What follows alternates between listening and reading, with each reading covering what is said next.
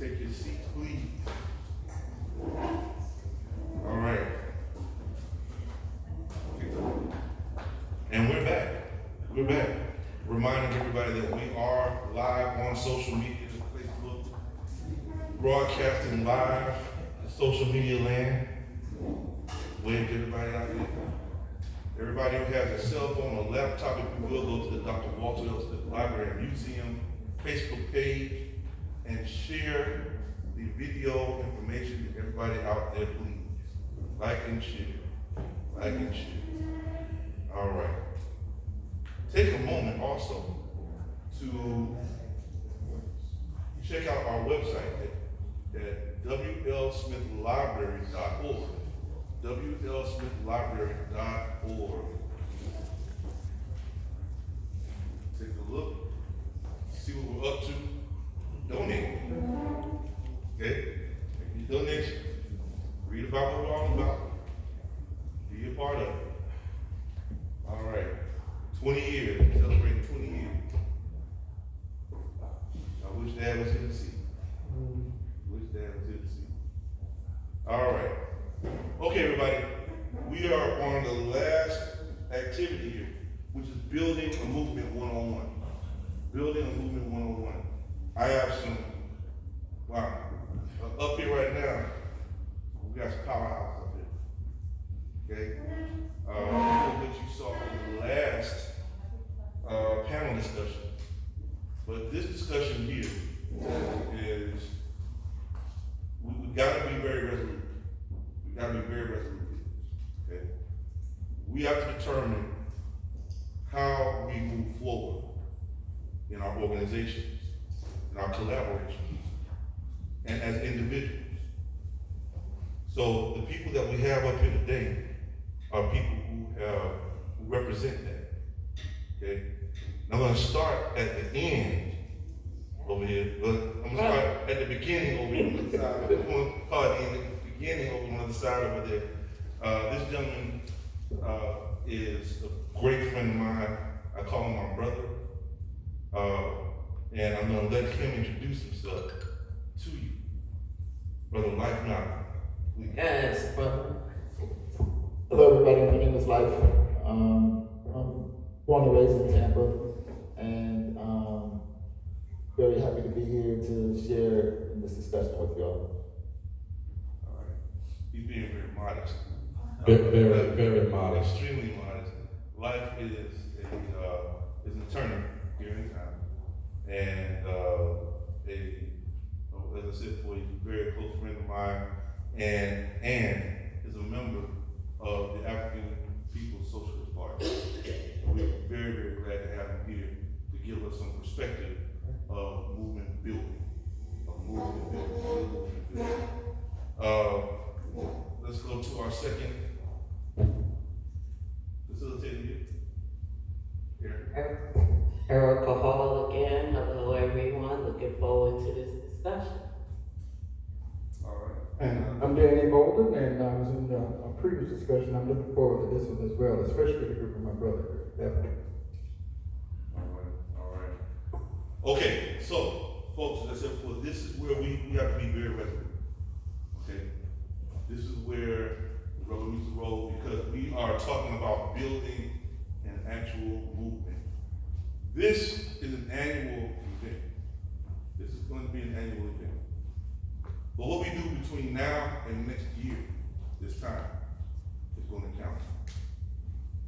We are in an atmosphere right now, we are in an environment right now where a lot of things have been rolled back in terms of policies, legislations, and things of that nature. And our conversation, we want to keep our conversations to nonpartisan conversations, okay? But we want to make certain that I think we all recognize what the issues are.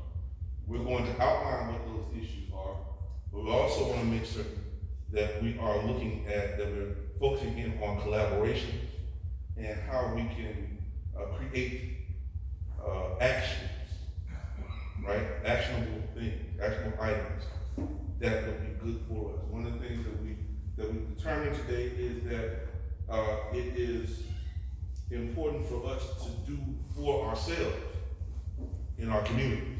That's number one. Number two, it is important for us to make certain that we are working with and collaborating with organizations, and that we're a part of organizations that have been in the forefront of our EJ battle, yet we need to be in the forefront and the vanguard of our own environmental justice battle. There's no question about that. So we know that. The question has been consistently, how do we do that? What does that look like, being in the forefront of our own EJ battles, right? How do we fight that? How do we fight that? And how do we control, have agency of our communities?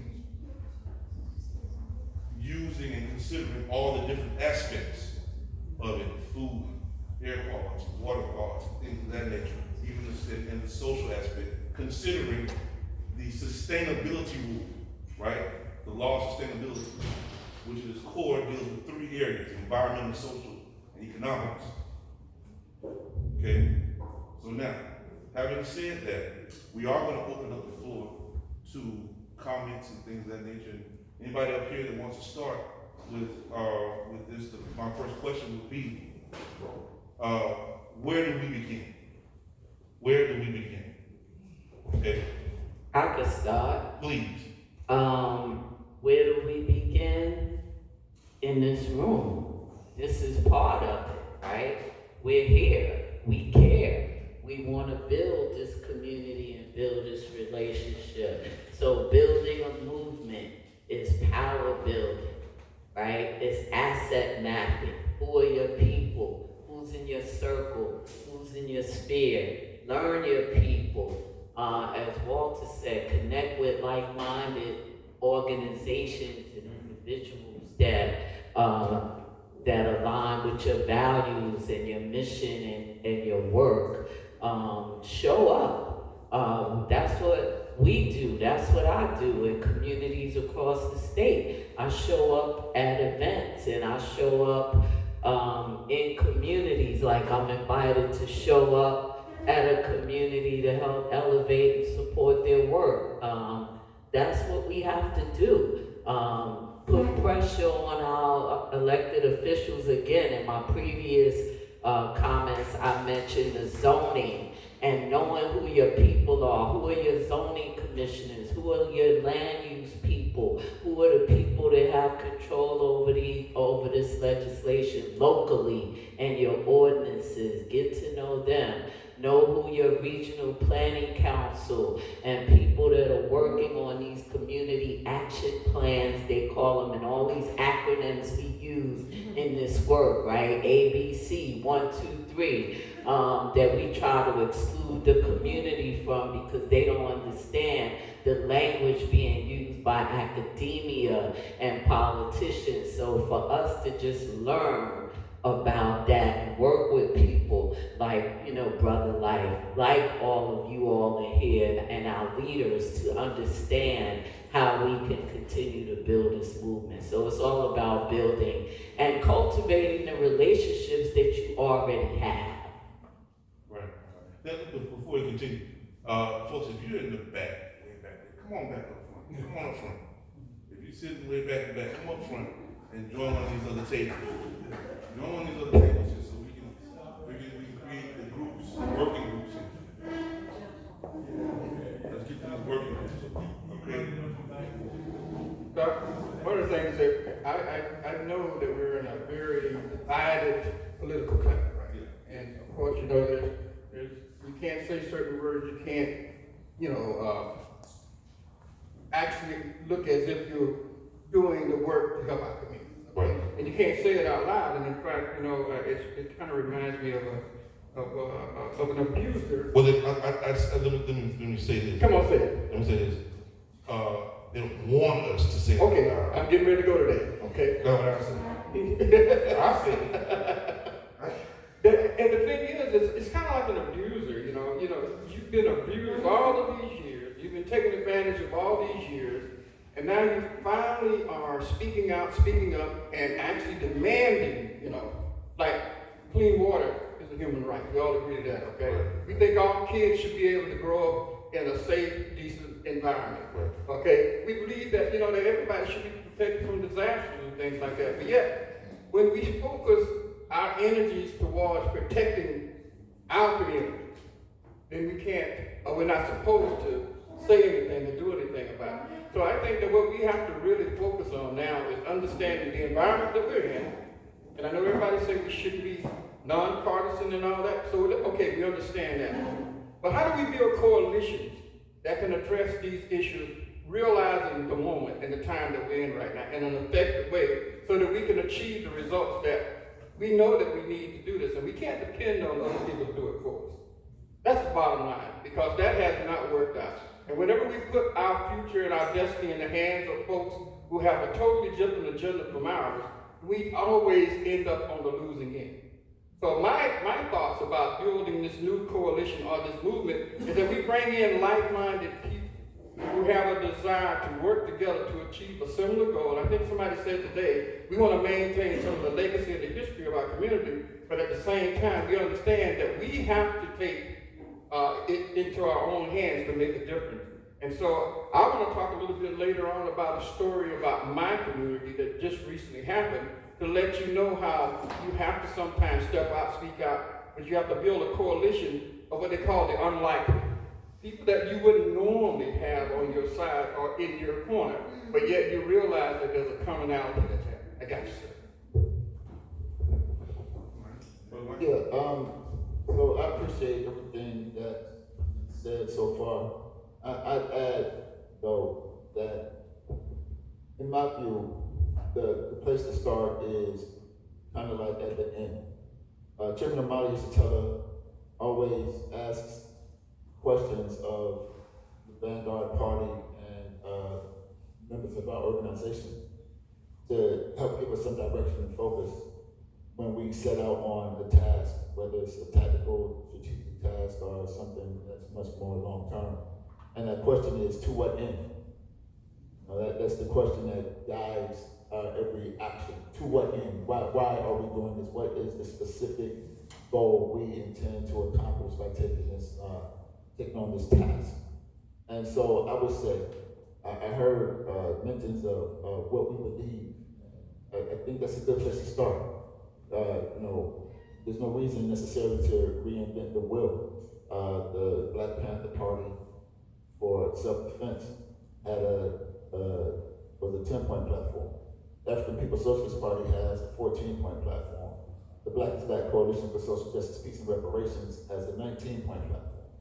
I think we're familiar enough with candidates who come in our communities and have these slogans and these 10 platforms. At least they have the ability to persuade us to imagine what they might do for us once they get into office, right? Because they paint this picture with their platform. I think that one thing that we should do relatively immediately, right out the gate, say what it is we want, what it is we believe we should have. Be specific about it. Say weathercoins that what we want, clean water, okay, that's what we want. Now say we believe we can get it and this is how. And we say what it is.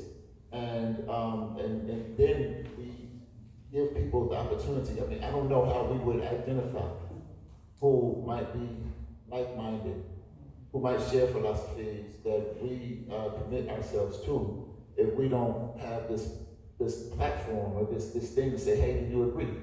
And then they can, based on that, say whether they unite or don't unite, and we'll know who's with us and who's not, and we'll know who we can get on the team so we can move forward. Yes, sir. Thoughts?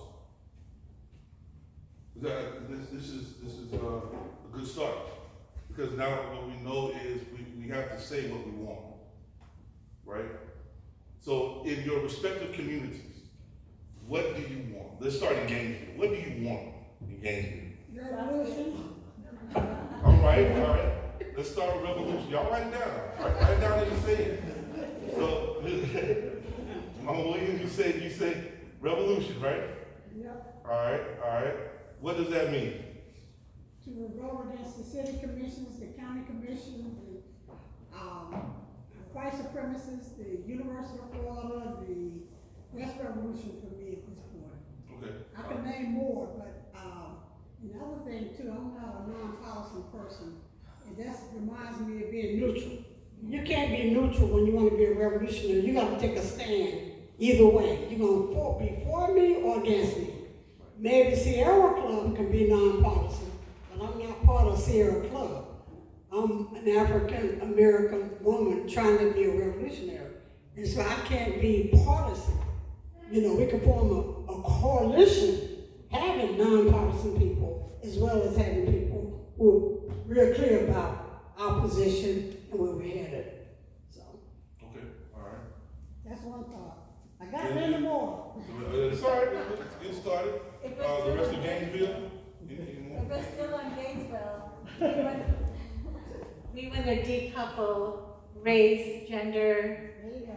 social class from success and access to freedom and health and all the benefits of living in this society. All right. Anybody else from Gainesville? I'm gonna chime in and be no Come on, John, let's do it, let's do it. Hey, well, we just want to balance, balance the playing field, even it out. All of us get to a starting line and everybody start from there, instead of us starting from in the back. He means revolution. I think one of the things that we know though is that there's never going to be that starting line, so to speak, across the board when it comes to this country. It wasn't built that way. Right. One of the things that we have to remember is we as a country, I say we as a country because we live it, right? The system, I quite often hear people say the system is broken. The system's not broken. The system is doing exactly what it was designed to do. Right? It was designed that way. It was built on the backs of, like my brother's shirt right here, it was built on the backs of slave labor, free labor, brutality, right? The elimination of the natives, the decimation of whole tribes of people, right? In order to gain land for the purposes of wealthy white males to enjoy the land. That's what it was. Yes, and mind you, that's not coming from Walter. That's coming from the words of our founder. When I say our founder, I'm talking about our founder. I'm talking about Sierra Club's founder, right? We work within Sierra Club as members of and as people who are organizing within the organization to change the face of that because we don't believe that anymore. That we know, I never believed it. But the people who were a part of it before are no longer there, right? And the people who are trying to transform it are trying to learn how to do that, right? And so they work amongst themselves, as we also say. Black knows what I mean. Everybody knows what I mean. I can't change you. You have to go back to your own community and change what everybody's talking about. Take a lesson back, right? But when we talk about the communities, right, we did not start at an even playing field. So our demand for, our call for revolution, our demand for where we need to go, right, has got to be established. So when we talk about revolution, we talk about equality, we talk about equity, what specific area, let's just get specific in Gainesville and in Port St. Joe and in Port St. Joe, Gainesville, where? St. Pete. We got St. Pete. We have Jacksonville, Sarasota. Okay. So what are we looking at, guys, in terms of your situations there? So what's happening there in Gainesville that we've heard part of the story? What's happening there that we need to eliminate, that we need to focus in on as a coalition? How do we do that? The lack of the city and county governments investing in East Gainesville. Okay, all right. So we have East Gainesville, now, correct me if I'm wrong and help me understand. You have East Gainesville, you have Archer. Those are two separate communities? Yes, Okay. Gainesville is the city, and that's when I say East Gainesville, I mean, all of East Gainesville, northeast and southeast. And the other areas of Gainesville would be northwest and southwest. Okay, Archer's not within any of those areas? No, not Okay, Gainesville. got it, understood, okay, please continue. Yeah, go ahead. I think really the root in Gainesville, because there are a lot of well-intentioned people there, but they keep missing the point because they are not actually listening to Black communities. You know, they're trying to occasionally, but they give up because there's a friction there. Because these communities, the decision makers are from a different community than most of the impacted neighborhoods that are being denied services or deprived of services. And there's a friction there, and they give up really fast. Look, there's a historical fiction. It's going to take more than one time for you to try and talk to each other and to listen. But I think that's the root, is that they're not able to talk to each other and listen to each other. And there's, you know, an effort to not do new harm, but they're already standing on uneven ground. So even those efforts, if they're not thoughtful, create new harm. And what we need to do, not create new harm, and actually undo the harm already done, and that's not happening. So we have to look at the harm that's been done, right? Recognize it, which is understanding where we're coming from, right? Which was mentioned before. You know, understand what the condition is, right? We have to understand the condition. Yes. I think that my input and recommendation is that everybody has the same problem, but we need more. Yeah. And I think what we really want to do today is give a conceptual idea of how to go about doing that, creating these. So one of the first things we need to do is, in building this consensus, who are the players who want to work on this area? Be it Sierra Club, be it whatever organization in the town. And those people need to come together, and they need to create a platform or a points of interest or concern for each individual community. And based on that, they need to come up with their own, with the help of the global organization, how to best tackle that in that community. Because everybody's communities are going to be different, and we got a short period of time, and I don't want St. Joe to be left out, and I don't want Sarasota because of time, but give a picture of how we want to do this. Who wants to be the spearhead of this thing? Does it want to be the Dr. Walter Smith Library or whoever wants to be the lead person to go into these communities and create these pods and give these people education, and these people need education. So maybe you got a Sierra Club that's already into politics and already go in and train and teach, and how to spearhead these things, these efforts in these communities, how to bring other people involved, because they need people in each community talking about the same thing and having the same concern. So we need to help them create, who do you go to in your community? How do you set up these organizations?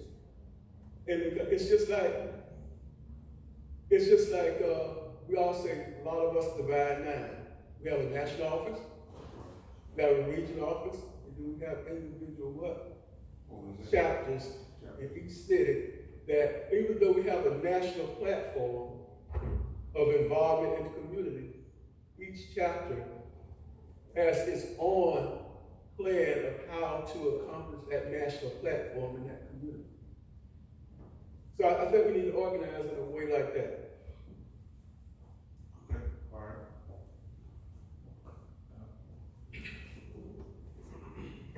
was truly impressed with her organization since it's building.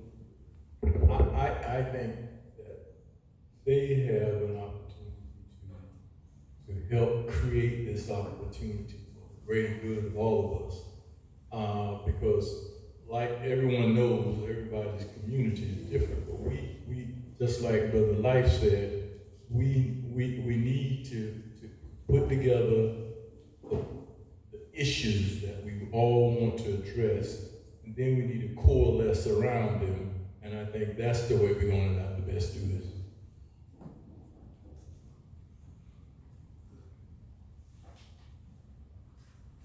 Thank you, and just echoing what both Dr. Williams